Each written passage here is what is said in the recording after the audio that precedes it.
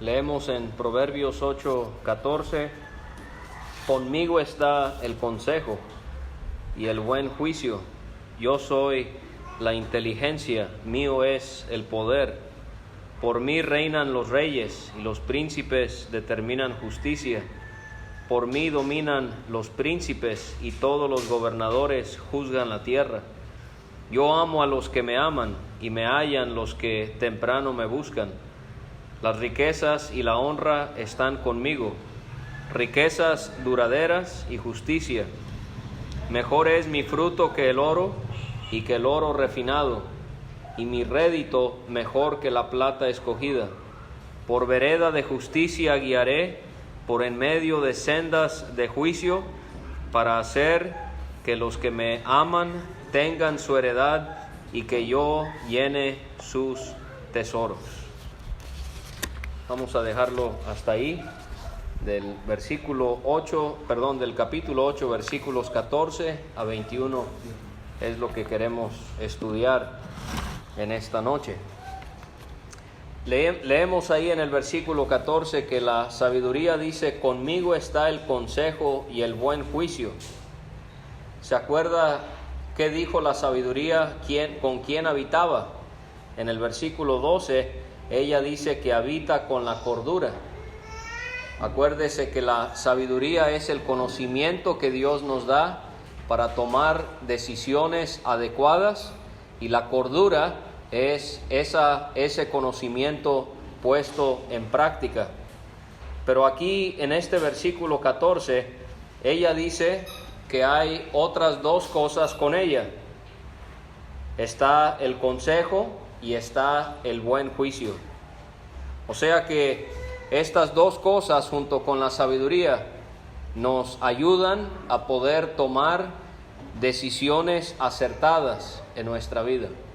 Como cristianos, no queremos tomar cualquier decisión que se nos venga a la mente, así como si fuera azares del destino, sino queremos que el consejo y que el buen juicio nos acompañen en cada decisión que tomamos. ¿Dónde vamos a trabajar? ¿Con quién nos vamos a casar? ¿Qué tipo de congregación voy a acudir? ¿Cómo voy a utilizar mi tiempo? ¿Cómo voy a tratar a una persona que me ha dañado? Etcétera, etcétera. Esas cosas, usted y yo, ahí es donde vamos a necesitar el consejo y el buen juicio que nos da la sabiduría de Dios. Pero ella no solamente está con el consejo y con el buen juicio y con la cordura, pero ella también, la sabiduría dice: yo soy la inteligencia. Yo soy la inteligencia. Y esta palabra no tiene que ver con saberse todos los tipos de árboles que hay, o conocer cuántas lunas tiene Júpiter. No se está refiriendo a ese tipo de conocimiento. Se está refiriendo al discernimiento, al entendimiento que Dios nos da para poder vivir de una forma que es agradable a Él. Pero ella, la sabiduría, no solamente habita con la cordura, con ella está el consejo, el buen juicio. Ella es la inteligencia. Pero ella dice también: mío es el poder o la fuerza. ¿Y a qué se refiere? Bueno, vamos a ver en los versículos 15 y 16 que ella tiene el poder para determinar, número 1, quiénes reinan, y 2, cómo reinan.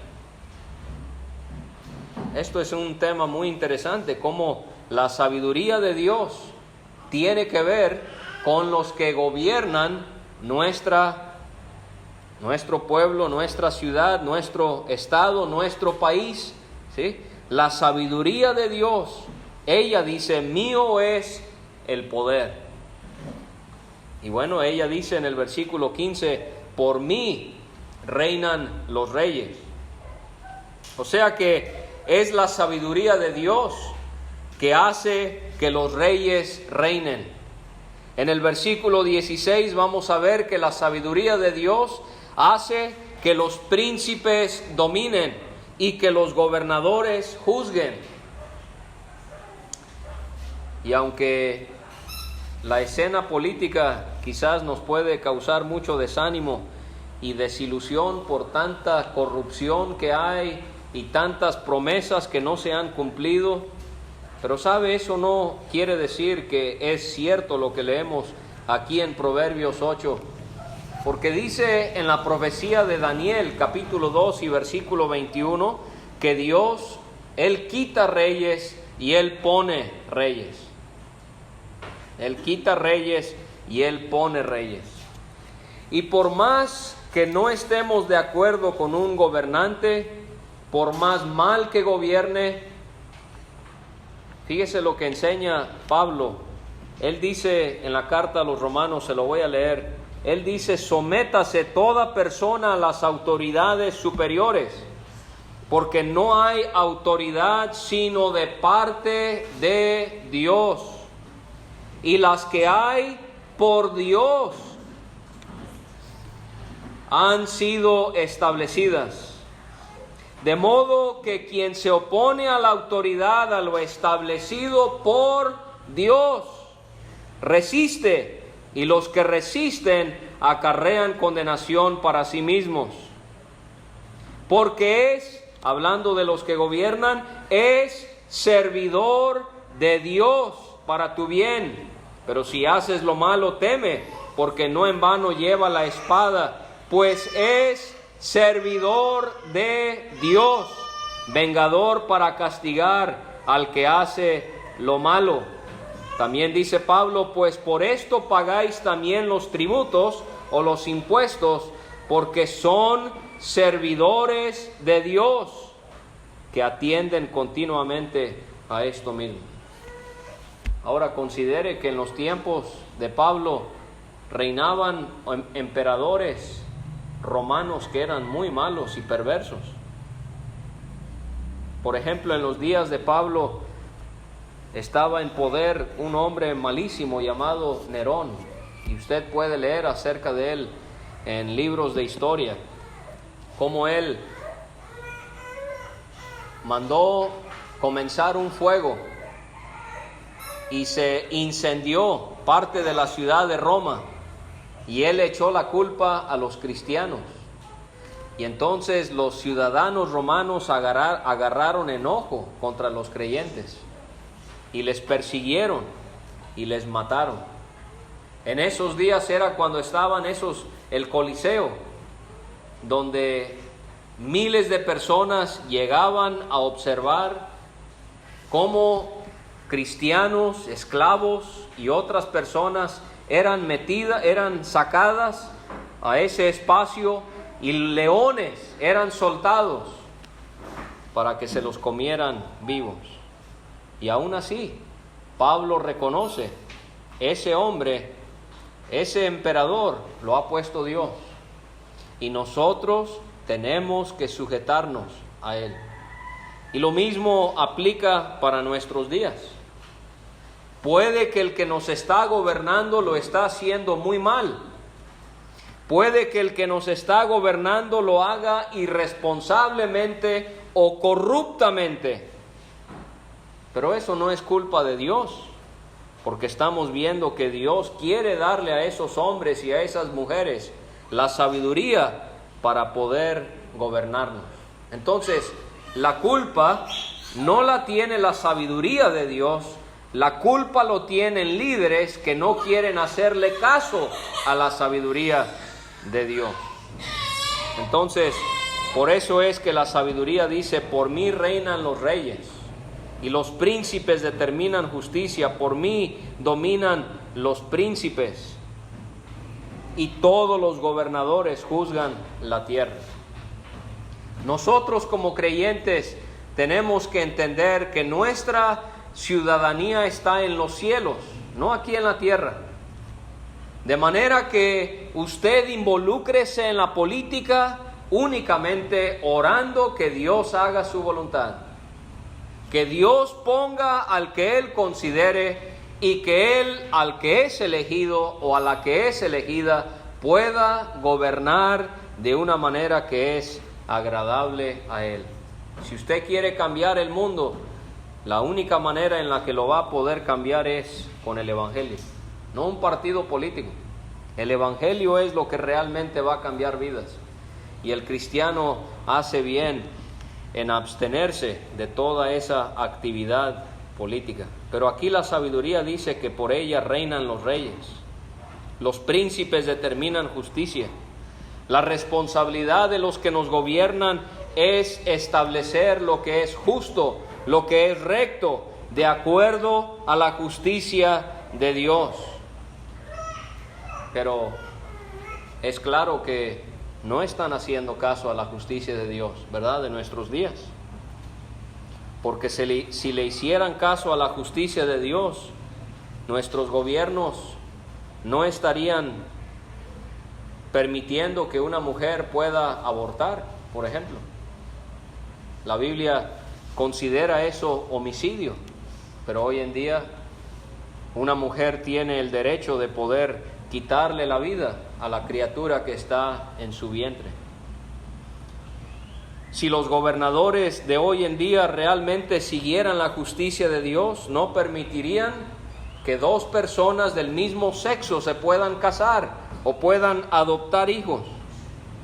Pero otra vez, esta no es culpa de la sabiduría de Dios, es culpa de hombres y de mujeres que no quieren hacerle caso a la sabiduría de Dios que está en su palabra. La sabiduría dice en el versículo 16, por mí dominan los príncipes. O sea que la sabiduría de Dios es la que permite que dominen o que gobiernen los príncipes. Y todos los gobernadores juzguen la tierra. Los que nos gobiernan están allí para juzgar, no para ser sobornados, para juzgar y favorecer a aquellos que les sobornan y desfavorecer a aquellos que no lo hacen. Y de paso, nosotros como cristianos no debemos de dar gratificaciones económicas para recibir algún favor de algún funcionario público. Esto es en contra de lo que la Biblia nos enseña. Los gobernadores están para juzgar la tierra, están para implementar la justicia de Dios. Ahora, quizás usted se acuerda que veíamos en el versículo 11 que la sabiduría habla de aquellos que la desean. Dice el versículo 11, porque mejor es la sabiduría que las piedras preciosas, y todo cuanto se puede desear no es de compararse con ella. ¿Sí? Y así Dios nos enseñó en ese pasaje cómo es que debemos de anhelar intensamente, profundamente la sabiduría de Dios.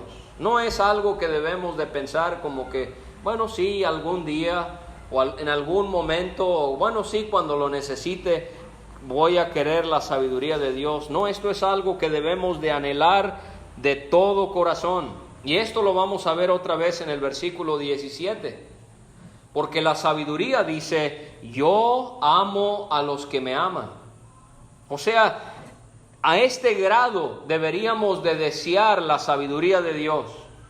No solamente desearla, pero debemos amarla.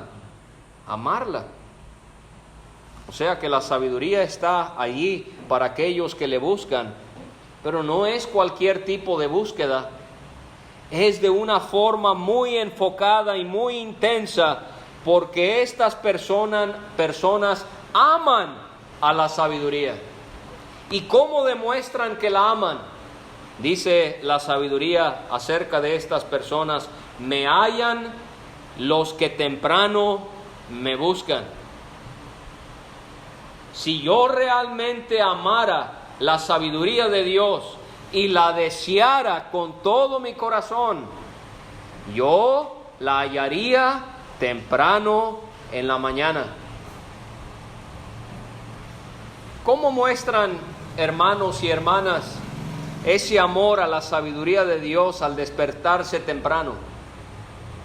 Bueno, porque en primer lugar sacrifican poder dormir más, ¿verdad? Por buscarla.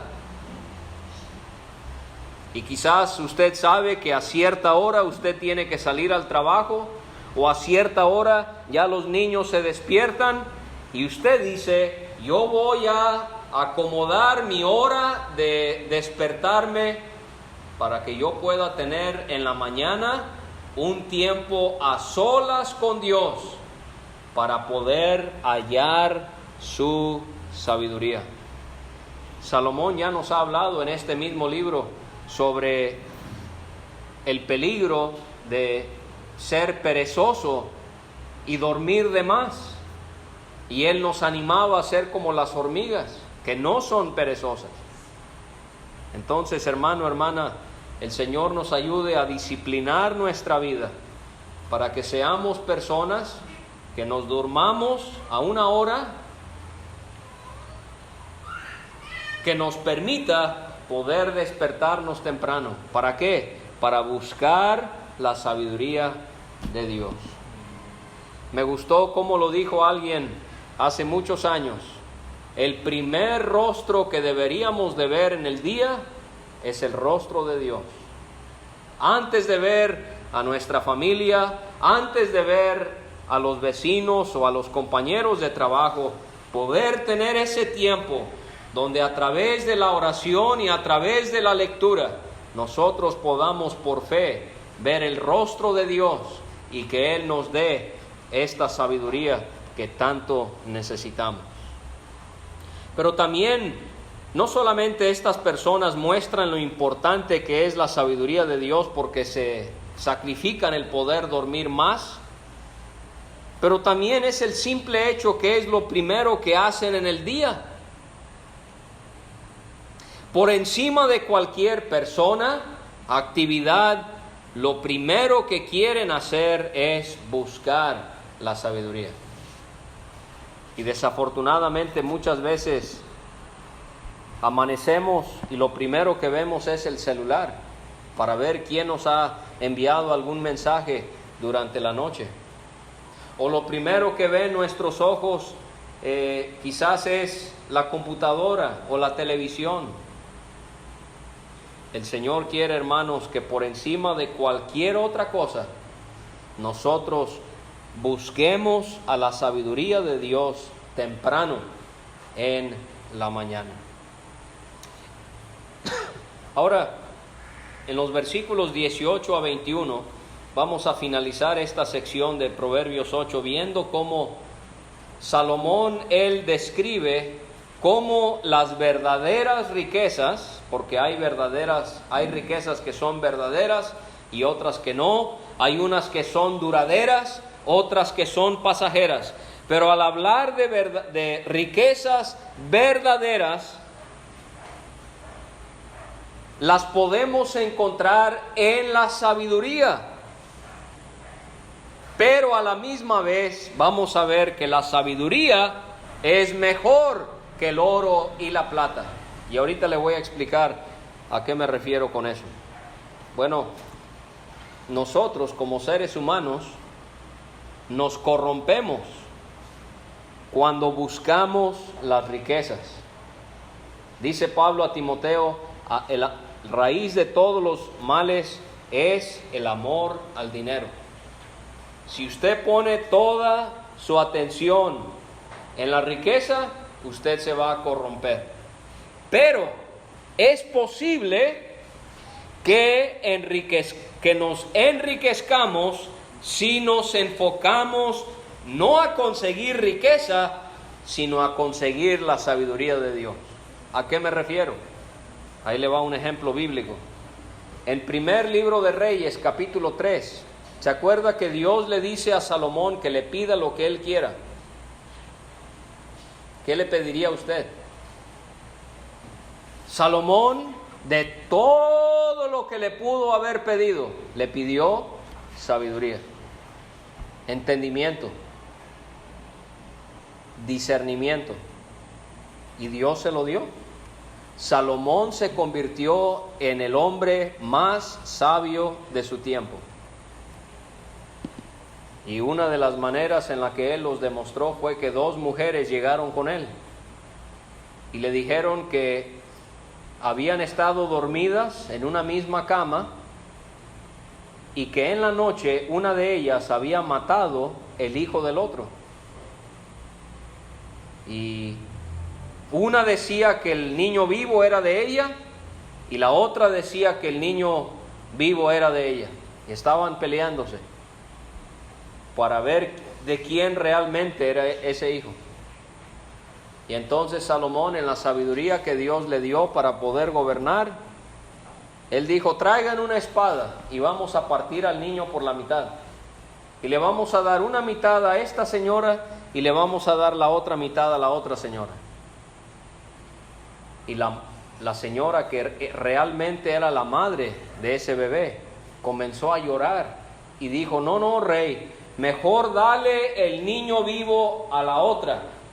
Y la otra, pues ella le pareció bien, ni reaccionó al hecho de que lo iba a partir a la mitad. Ella estaba de acuerdo: sí, pártelo a la mitad. Salomón en su sabiduría se dio cuenta de quién era ese niño. De la mujer que dijo: no, mejor dásela a ella. ¿Por qué? Porque ella amaba a ese niño tanto que ella no quería su muerte. Ella quería mejor que viviera, aunque si se le diera a una mujer que no era su madre. Y todo el pueblo de Israel se maravillaba de la sabiduría de Salomón. Así que Salomón, lo que él buscó fue la sabiduría, pero Dios lo bendijo con riqueza, porque no hubo rey que hubiese prosperado como prosperó Salomón. O sea que como cristianos no ponemos nuestra mirada en el dinero, porque la sabiduría es mejor que el dinero. Ponemos nuestra mirada en la sabiduría, y si Dios nos da la sabiduría que Él promete darnos, Él nos va a decir aquí que Él nos va a ayudar con nuestra economía. Ella dice: las riquezas y la honra están conmigo. ¿Con quién? Con la sabiduría. O sea que la sabiduría de Dios puede permitir que nosotros gocemos de bienes, pero que siempre van junto con la honra. Por eso dice ahí claramente la sabiduría: las riquezas y la honra están conmigo. O sea que el cristiano, las riquezas que le da Dios a un creyente siempre van acompañadas, vamos a ver aquí, de honra, de justicia y de juicio. O sea, se gana rectamente, se gana justamente. Son riquezas que se han conseguido a través de la honra. ¿Por qué? Porque se ha confiado en Dios, no en uno, no en el dinero, no en el patrón, se ha confiado en Dios. 2, se ha trabajado responsablemente, porque se utilizan los fondos adecuadamente. Si Dios ve que lo poco que tengo lo malgasto, no lo administro bien, Él no me va a dar la mayordomía de administrar quizás más bienes. Y número 4, porque las ganancias se ofrendan a Dios. El que cosecha generosamente, dice Dios en Corintios, Él va a sembrar generosamente. Entonces, las riquezas y la honra están conmigo, dice la sabiduría. Riquezas duraderas. ¿Por qué? Porque las riquezas que son en base al robo, a la injusticia, a la corrupción, o sea, dinero mal habido, así como vino, se va a ir. No, dice la sabiduría, las riquezas que yo les puedo dar son duraderas, son para toda la vida, no son como las del mundo que son pasajeras o temporales.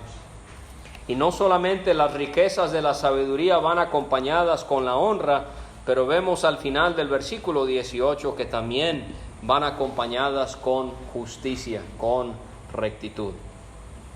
En el versículo 19, Salomón va a repetir algo parecido a lo que ya nos dijo en los versículos 10 y 11. Él dice en el 19, ¿se acuerda que le decía que en el libro de Proverbios hay varios mejores? Una cosa siendo mejor que otra. Aquí en el 19, mejor es mi fruto que el oro, y que el oro refinado, y mi rédito mejor que la plata escogida. Entonces esto concluye lo que Salomón ha estado diciendo acerca de la sabiduría y de la riqueza. Vamos a ponerlo de esta manera. Si un hermano decide comenzar un negocio y su enfoque es el dinero, pero no la sabiduría, puede que prospere, pero no le va a ir bien.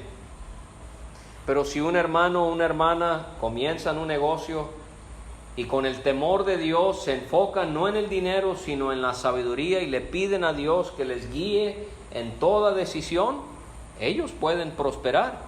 ¿Por qué? Porque se han enfocado en recibir no dinero, sino la sabiduría de Dios.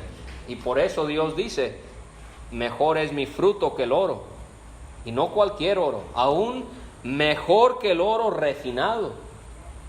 Y mi rédito, o las ganancias que van a tener, son mejor que la plata escogida. Ahora, en los versículos 20 y 21 vamos a ver qué nos deja la sabiduría de Dios. ¿Qué nos da? Bueno, dice en el 20, por vereda de justicia guiaré. Hermano, hermana, la sabiduría de Dios jamás le va a llevar por un camino que es contrario a la sabiduría de Dios. Nunca nos guiará por algún otro tipo de camino la sabiduría de Dios. Siempre nos va a guiar por veredas de justicia. No, hermanos, es que Dios me está guiando a que yo me dedique a robar para ganarme la vida. No, la sabiduría de Dios nunca va a hacer eso. Siempre me va a llevar por la vereda de justicia. Siempre dice ahí también, por en medio me va a llevar de sendas de juicio. Esa palabra juicio también tiene que ver con rectitud o con justicia. Así que no se engañe, no se deje engañar por el enemigo o por la carne, que nos quieren a veces convencer que hay un camino que no es bueno, pero Dios quiere que lo tomes. Jamás, no puede ocurrir. Y termina esta sección que estamos viendo en el versículo 21, dice Salomón, para hacer que los que aman, ¿a los que aman qué? La sabiduría. Ya lo vimos en el versículo número 17, yo amo a los que me aman. Ahora la sabiduría promete que los que aman tengan su heredad. O sea, que los que aman a la sabiduría de tal manera que la buscan como a ninguna otra cosa, le promete que va a recibir su heredad. Y promete al final del versículo 21, y que yo llene sus tesoros. Esa palabra tesoros tiene que ver con almacenes. Y entonces la lección para nosotros esta noche es esta: no nos enfoquemos en lo material, enfoquémonos en lo espiritual, en la sabiduría de Dios, y quizás en su voluntad Dios nos prosperará materialmente para su honra y su gloria.